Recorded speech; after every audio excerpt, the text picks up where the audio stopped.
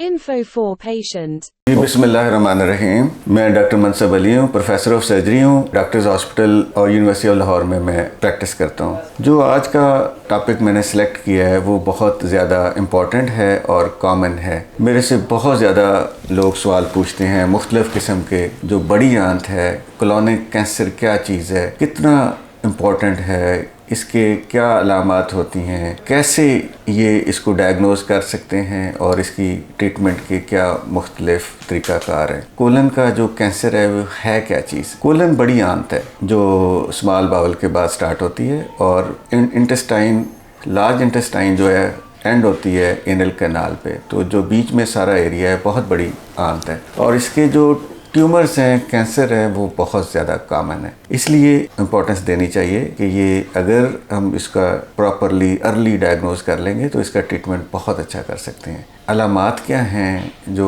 अगर कोलन का कैंसर अगर किसी को है, सिम्टम्स, उसकी सिम्टम्स अलामात ये हैं कि उसके पखाने में ब्लड आना शुरू हो जाता है। बार बार उसको फील होता है कि जैसे पखाना आ रहा है लेकिन पखाना आता नहीं है, डिज़ायर होती है।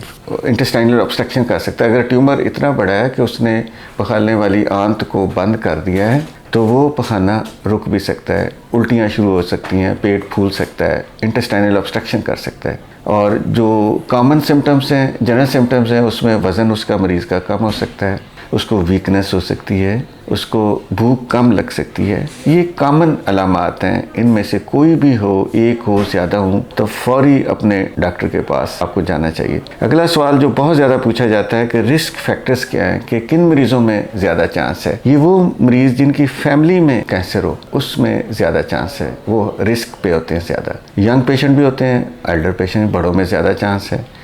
जिनकी